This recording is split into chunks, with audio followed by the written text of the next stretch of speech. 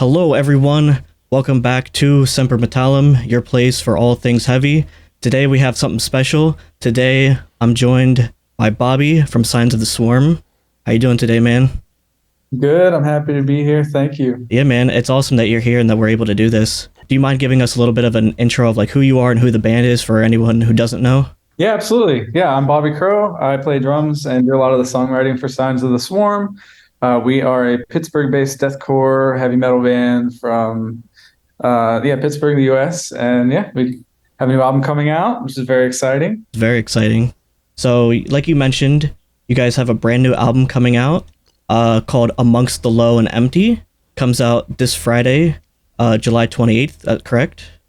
Yes. Yeah. Finally. Yeah, finally. I'm so close. And you guys have like 3 singles out so far for it, right?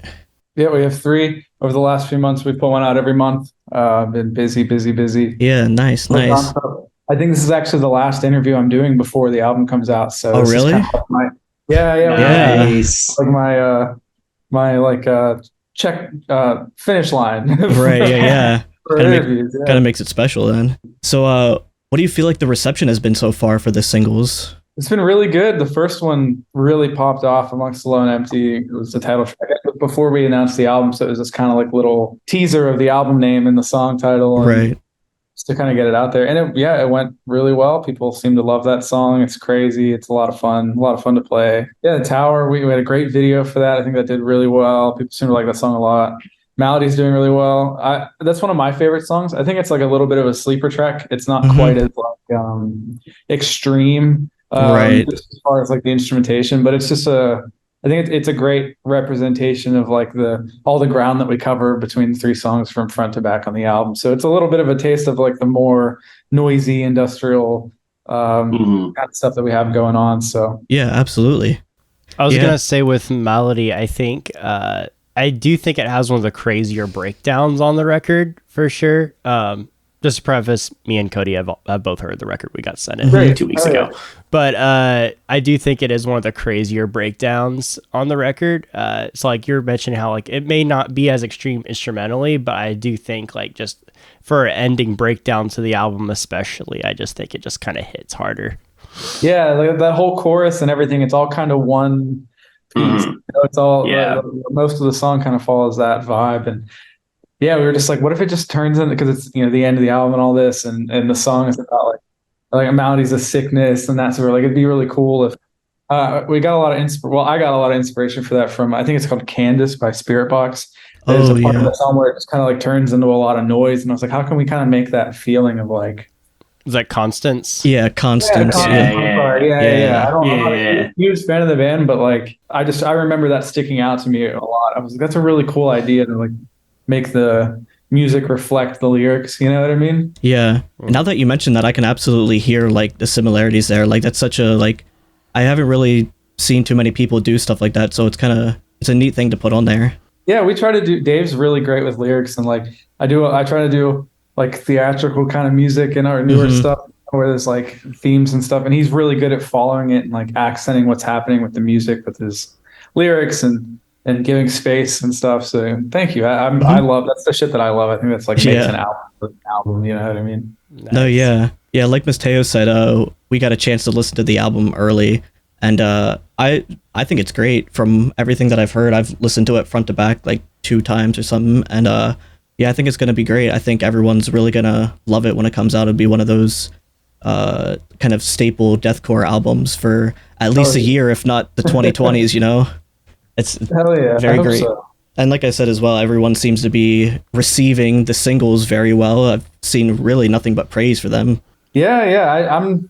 I don't do too much of like the YouTube digging comments and that. Like I look when stuff comes up, just but I don't take too much to heart because we've been doing this for a while. We've always just whatever, But yeah, I mean, comparatively, like we've always had it's very polarizing side. You either love it or you hate it. Oh yeah, absolutely. Mostly loving it. Like 95% is like good comments, which is great. That's awesome. Oh yeah, absolutely. And you guys have been a band for almost a decade now, right? Yeah, it's crazy. Yeah, that's insane. God damn, yeah, we're going on. This is 9 years, like officially, I think, since the band like got its name and everything. So still going strong at that too.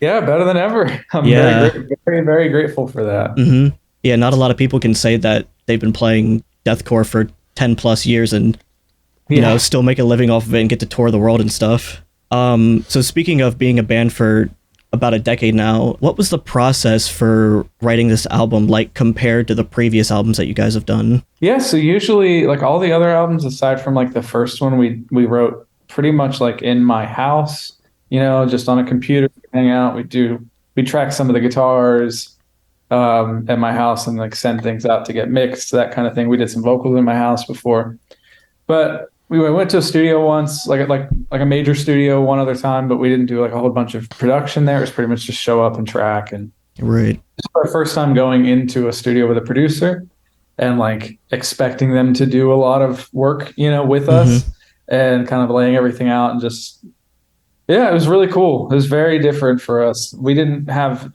quite as much prepared when we got into the studio. So when we got there, it was a lot of just like trusting our gut and just having fun and just doing what felt right instead of like, usually we have a lot more time to sit on things and be like, oh, maybe change that. But we definitely did that, but not nearly as much as we would. It was a lot of like, you know, just that sounds good, sick. You know, let's move on to the next part a little bit. And and working with just we had all different friends, you know, Josh Travis and Cameron Losh and Josh Schrader and just like all these dudes kind of pulled together working with us, just bouncing ideas off. It was cool. It was really different. And at first I was really nervous because there's just so much going on and I'm not used to like giving up that much kind of control. But I just kind of was like, you know, no one's going to steer us wrong, you know, and if it was going to, we'd be able to tell pretty early on, you know, so we just kind of trusted it and went with it. Yeah, no, absolutely. And those three guys that you mentioned as well are all, you know, kind of legends in the scene as well. Oh, absolutely. With with huge heroes of mine. Absolutely. With Josh Schroeder's just coming off of doing Lorna Shore's newest album, which was huge. Yeah, what's crazy with him is like, I mean, I've been listening to his albums since I was a kid. Like he's been doing this almost as long as I've been alive, which is crazy. Wow. But yeah, I mean, he had some pretty big albums over the years, and then obviously, the Lorna Shore thing is like the new hot topic, which is great. But it's kind of funny. People are like, oh, like you did this because of Lorna Shore. I'm like, well, yeah, sort of, but also like he's just crazy, you know? Yeah, well, I mean, he's just one of the best producers out there right now. Exactly. Yeah, like we didn't really go there because we're like, oh, like Lorna Shore did this. We wanted this. It was just like he's done all this shit. He's got such a creative mind to be able to cover all this ground, all these genres. I'm like, I would love to see what he can do with our band. And yeah, he just killed it. He's great. He's he's a psychopath and he's also a genius. Yeah. I can't say enough good things about that guy. No, yeah, absolutely. And you mentioned working with Josh Travis as well. What was that like? Yeah, so it was really relaxed with JT. Like, so I actually went to him before we'd really even locked in time with Josh Schrader. And I was just like, hey, you know, we talked to him a little bit. We were kind of friends. We're like, hey, you know, I'd love to do something together. And originally I had kind of hit him up to do like all of the production. And then when we started working with Josh, I realized, like, 'cause it was my first time working with Josh Schrader. I didn't realize like the depth that he goes into of being like, he is a full on producer. I was kind of like, okay, like I've been to studios with producers and it was like, you get a little bit here and there, but it's mostly just suggestions. I didn't expect him to like sit and like write, you know, songs with me from the ground up the way he did. Yeah. So by the time we got around to like sending stuff over to Josh Travis, it was just like, hey, you know, we've done a lot of the legwork. I just want to hear what your brain hears in this and like things that you might add or take away, that kind of thing. And like, you know, any things you might make longer, change this part, you know, just curious. And pretty much he would just make like all kinds of soundscaping and like sound effects and samples and kind of put them in different places and then highlight them and send them over to us.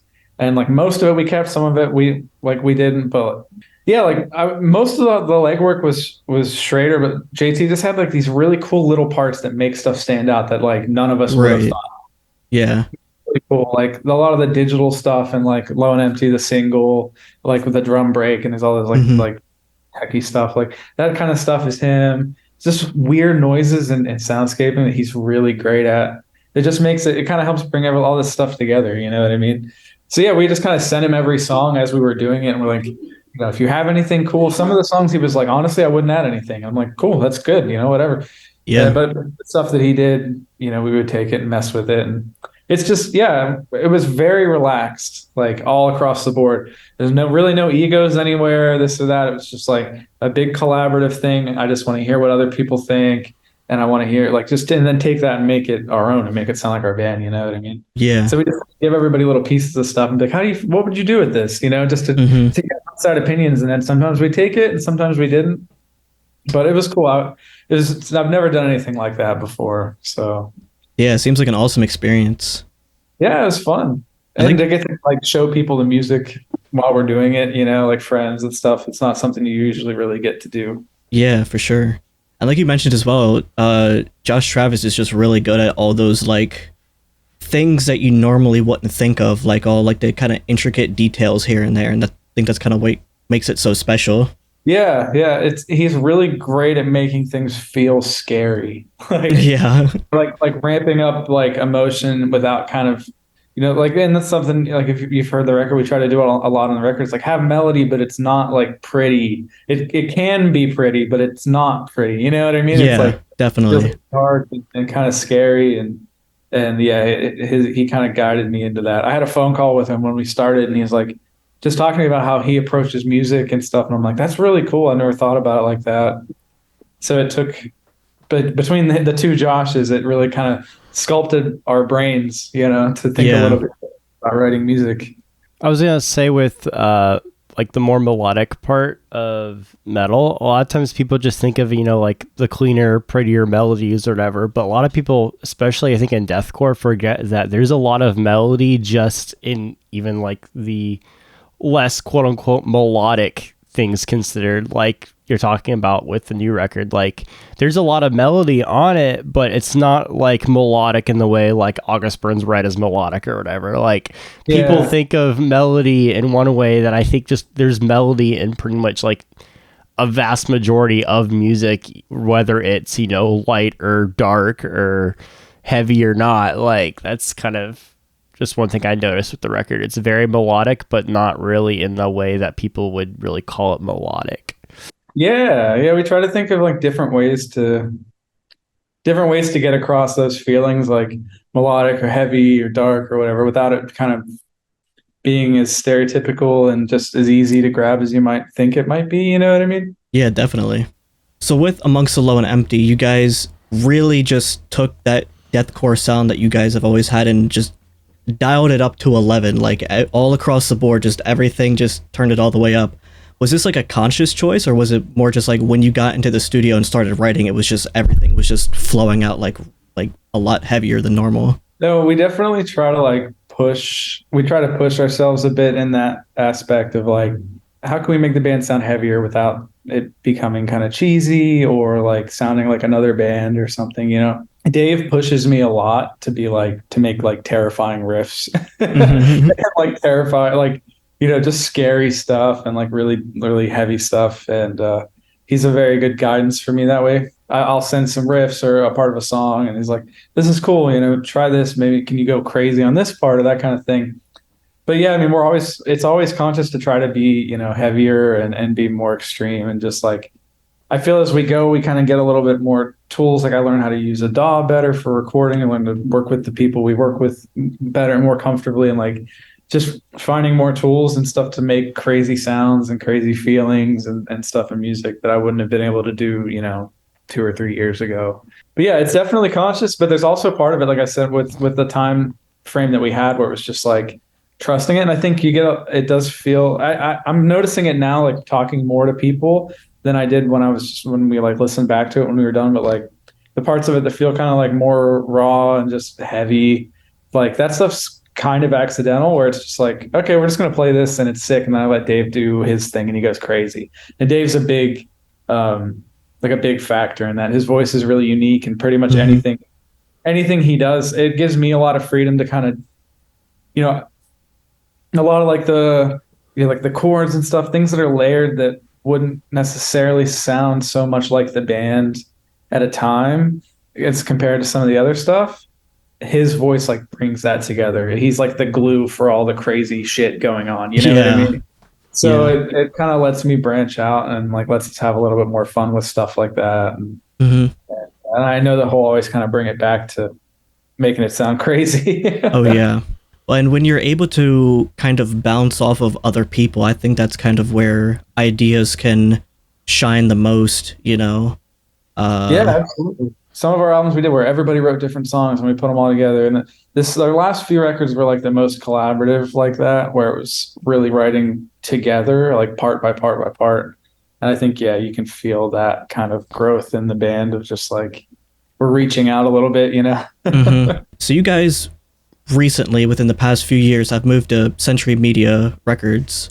Is this your guys' first album with them or second now? This is our first album. We did a single with them last year, Unbridled. It was just kind of like, we were sitting on that song for a little while, and it was just kind of like our announcement to, you know, the label and something to put out there. And right. Like, hey, we're doing this move. This is a little bit of a different sound. But yeah, this is our first record. And it's been awesome. What's the move been like? It was great. I mean, we had a really good relationship with Unique Leader Records, so it was a big decision to change. We went back and forth on it a lot, whether doing that or just staying, you know, independent or what have you. Like, we weighed a lot of options, but the people with Century really made us feel like they're a family, and it's been great. I love talking to those people. They really take care of us. From day one, they were just very interested in us as people more than just us as a band, which is really great. Yeah. That's always something that you want to look for is people who aren't just going to use like your band to further propel like whatever they have going on. Like they actually want to like invest in you guys. Yeah, they definitely care about us as people, which is, I mean, Unique was very good for that too, but it's hard to find in this when you start going kind of, you know, up the ladder. Yeah, Century's a little bit bigger than Unique Leader, just a little bit. Yeah, they definitely, you know, I grew up listening to so many Century artists, you know, bands, and for a long time I didn't really care about labels. You know, we jumped with Unique Leader because they were the first people to ever care about the band, and I have a lot of appreciation for that. Yeah, they were the first people to reach out to us and just genuinely give a fuck, you know. And but yeah, I mean, up until then, I didn't really care about labels or any of this or that, you know. But yeah, looking back, I mean, when we started talking about labels for this, and I'm like, Jesus Christ, like every band I grew up listening to is with Century.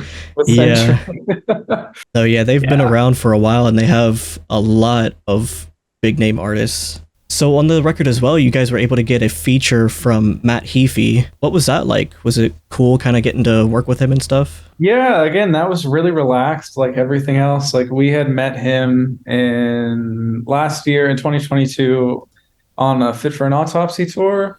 I had talked to him a little bit on Instagram. He's really good about getting back to people and like he's interested in bands and stuff. So he'd like DM'd us before about working together, but we just kind of were like, okay, you know, like whatever, that'll never happen.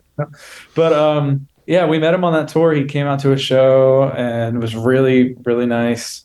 We kept in contact, and then our manager's actually kind of a little bit closer friends with him than any of us were. And we were in the studio and we were talking about features. And at the time, we didn't have any plan for the album.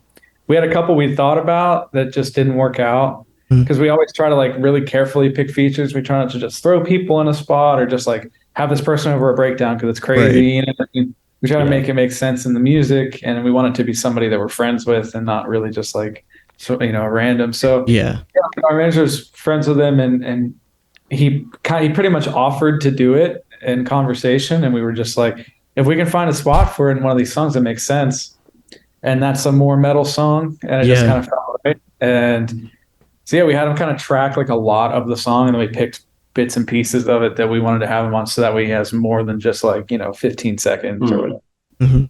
Yeah, that's sick. That's great. He was really cool. He's been all about it. He's been playing our music a lot, like on his serious, you know, liquid metal hour and stuff, which is cool. I'm very appreciative for that dude. A lot of the stuff he does for the scene, he doesn't have to do. Oh yeah, he's got to be one of the nicest guys in the scene easily. Like just everything he does, he just seems like a really nice guy. It's almost like eerily nice. Yeah. So you don't have to be this nice, but I'm very grateful that you are. Yeah, well, it's almost unexpected too, because, you know, from being in one of the largest metal bands in the world that's been influential for going on like 20 years now. To have him just kind of like come down and be like, oh yeah, like all these other bands, like I'd love to work with you guys. It's like instead of just kind of like, you know, staying up on the top, it's like it's awesome. Yeah, I mean it's very, you know, he's very smart. He's very nice. Like he knows what he's doing. It's good for him. It's good for the bands. It's good for everybody. And I think if more people were like that, we'd have a even bigger metal world, honestly. Yeah. Yeah. So you mentioned earlier how you're one of the main primary songwriters of the band, and I know you track like all the drums and stuff. So taking it back to kind of like the beginning, what kind of like originally got you interested in like picking up like guitar and drums and stuff and like writing music to begin with? Yeah, I started playing drums when I was like 8 years old. I'd actually asked my mom for electric guitar for Christmas, and she got me a drum set. And I remember being like kind of bummed, but also like excited because I was just like, whatever. And she did drumline as a kid, which was cool. And so, yeah, like I got into drumline, I started playing drums, and she like saw that I really liked doing it. So I just kept at it, and I kept at it for years. And it had a big pull on like all of my kind of like life decisions and school decisions, like where I was going to go to school. I ended up choosing to go to a pretty nice high school that was like really great for arts and music. And I had some wonderful teachers that I still to this day like talk to and praise because they were, you know, they guided me. They taught me discipline in music and care about what I do and respect it. And yeah, so like I started doing that. And I was playing in bands, like local bands, when I was in middle school and high school. And I started kind of learning guitar from just hanging out with the guys in the bands. You know, like they would teach me riffs so that they could like write riffs over the riffs because it was before we had computers and shit. You know? Yeah, I just started doing that. And then I found signs just from like a Facebook post because some of the guys had posted riffs and they were like, yeah, like we're trying to get members for this band. And I just like blew them up until they let me join the band pretty much. Which would you say that you prefer now? Like, do you prefer playing guitar or mainly like drums? Definitely drums. I love playing guitar. It's not easier by any means, but it's easier to just sit down and pick up a guitar and just play. Like, you know, if I'm playing drums, I have to make a lot of noise. I have to like plan it out, plan my day around when I can practice and stuff. Guitar, it's just a different form of expression. You know, like I can sit and kind of like make the ambient noises and stuff for our band and make it's just different. It's a different form of expression. Yeah. But I'm much more comfortable with drums. Like guitar, I have to think about what I'm doing while I'm doing it, really. Like I have to like look at what I'm doing and, you know, pay attention. With drums, it's just so natural. And I feel like it's like a second language, you know, for me. Like I feel like it's just can very freely express myself and I kind of trust myself while I'm playing. And definitely more prone to drums. I love guitar. I love playing guitar in a band. I love all things. I played bass. I love playing bass too. It's all different things for sure. They'll have different roles and everything. But there's something about drums. It's just always been with me. It's so primal, man. Drums are awesome. Oh yeah. Like, I completely agree. As a kid, like, you know, I talk about this all the time, but like thousands of years ago, people were just beating sticks and shit, right? And that, and then kids now, it's like one of the before you even learn how to talk, when you hit stuff, right? Like it's so primal and so ingrained in you. I think it's such a cool form of expression like that, you know, like all these different emotions out of like smacking something. Oh yeah, 100%, absolutely. And as someone who's a multi-instrumentalist myself, I play drums and guitar as well. There's just something about the drums, man, where it's just you sit down and you start playing, and it's just like not only is it like a mental workout, but it's a full body workout too. So you're working everything. It's a whole experience. It's it's very much expressive through, you know, from your core, from everywhere, from inside. It's awesome. Yeah, absolutely. What originally kind of got you into like heavier music? Because I assume you didn't just come out of the womb and be like, oh yeah, like black metal, death metal and stuff. Like pretty much for everyone, it's kind of like a gradual process. So what was that kind of like? Yeah, I think I went to like a summer camp when I was in elementary school one year, just because like my mom was working. So she dropped me off and then she picked me up at the end of the day. And there was this kid there that he was listening to like Seether or something. And he showed me the CD, and then like at the end of the summer camp, he gave me the CD. And so I really fell in love with that band in like 2003. Yeah.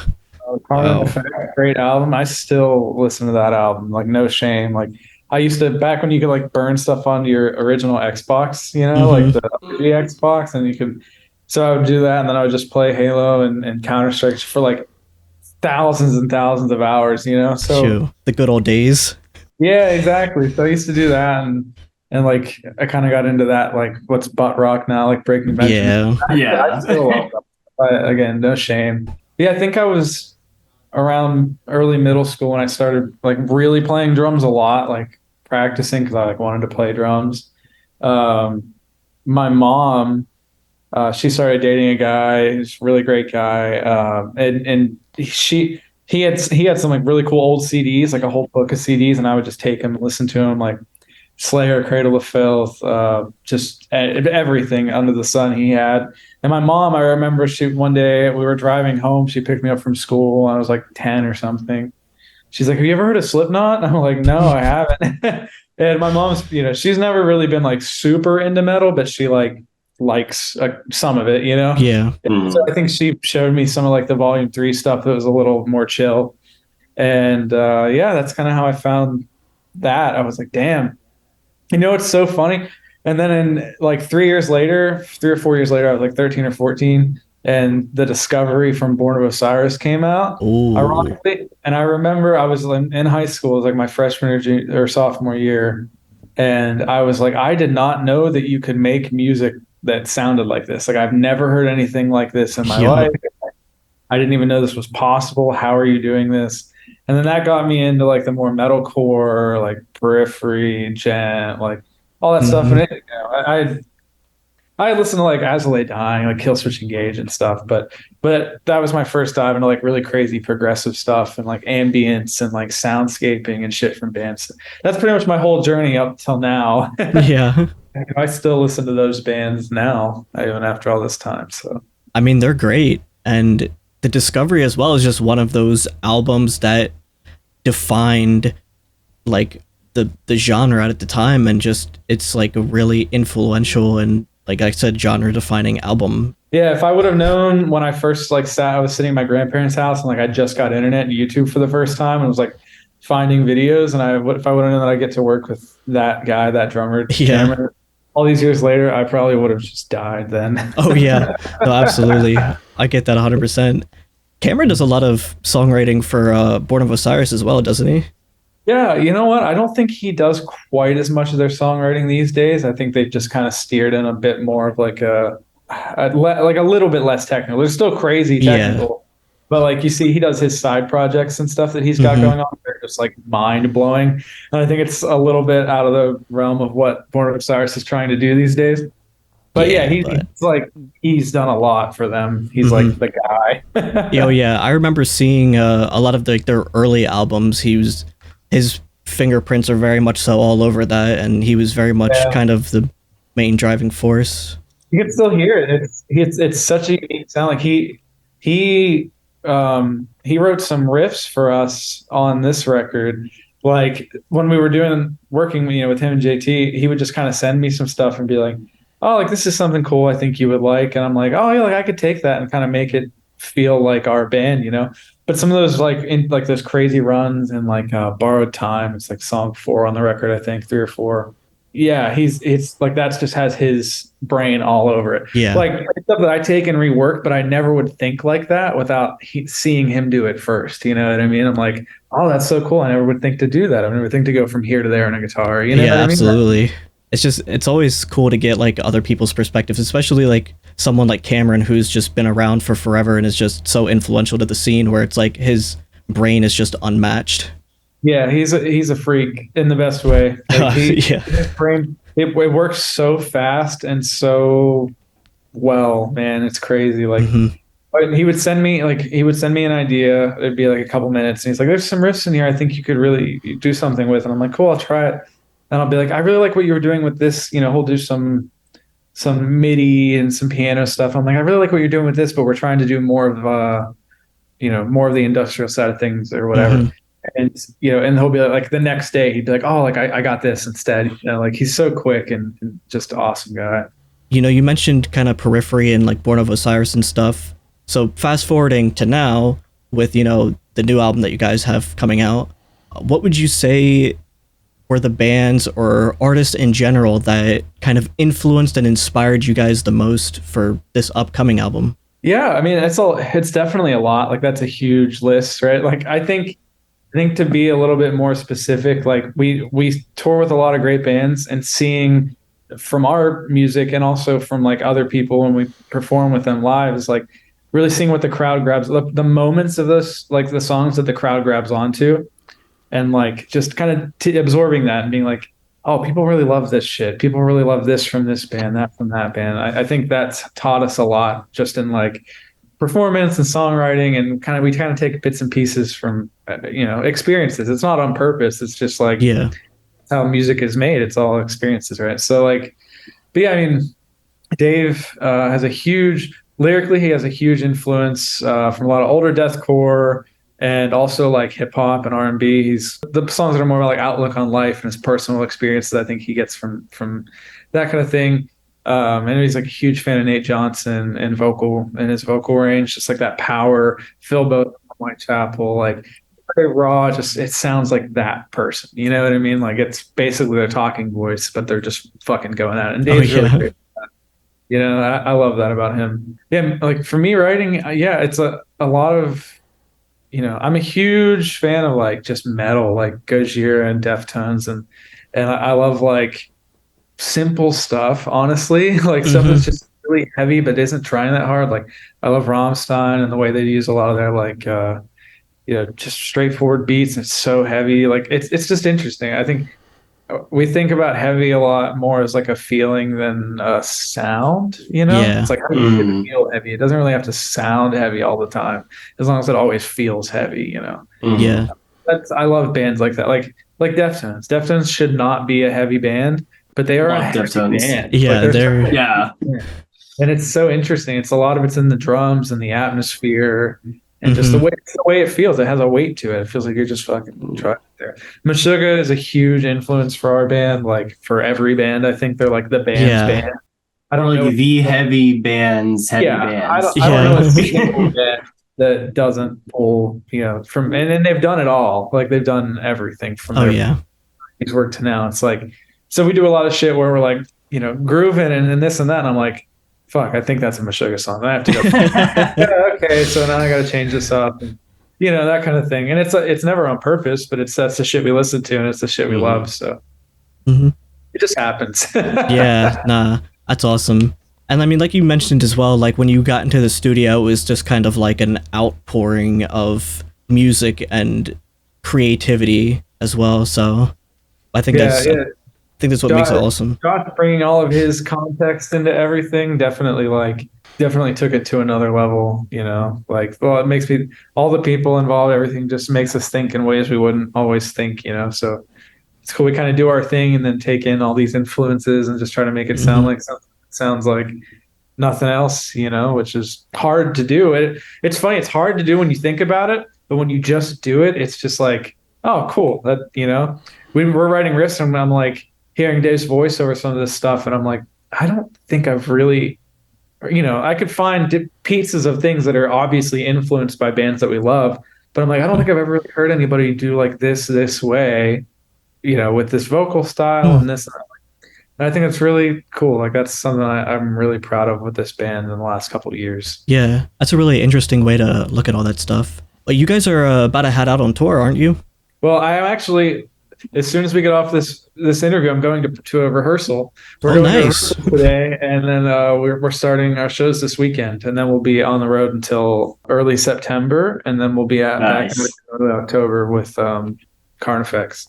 And we're booking into next year. We have some stuff planned for next year. We're trying to get on some of those big old Christmas shows that everybody loves. So busy. We'll be around. Yeah. So you guys have a few U.S. shows, and then you head to Europe, correct? Yeah. We're doing 2 weekends of album release shows this weekend. Pittsburgh, Cleveland, Buffalo, and then the next weekend is Baltimore and Fredericksburg, Virginia, and then we're going straight out to Europe and UK for some of the festivals. It'll be our first time doing the festivals, so very, Nice. very been working for that for a long time. Oh yeah, absolutely. And that sounds like it'll be absolutely incredible. I'm really excited for you guys and everything that you guys have coming up. Thank you. Me too. I'm very, very, very excited, very grateful. Seems like things are going really well, so we're just going to keep moving. That's all we can do. Yep. We just wake up every morning and keep going. Yep, absolutely. Well, Bobby, it was incredible talking to you. I'm so glad that you were able to join us today. Thank you very much for coming on. You know, it means a lot to us. Thank you for having me. Oh yeah, absolutely. Where can we find Signs of the Swarm? We have signsoftheswarm.com/bio, has everything you could ever need: tickets, pre-sales, pre-orders. Album will be out, all of our dates, all that kind of stuff. We have Instagram, Signs of the Swarm, Twitter, Signs of the Swarm, TikTok, Signs of the Swarm. Right. We got it. Yep. Well, there you heard it, folks. Like I said, thank you for coming on, and you make sure to go check out Signs of the Swarm. Everyone who's listening or watching, make sure to subscribe to our YouTube channel as well, and we will see you guys next time. So, peace.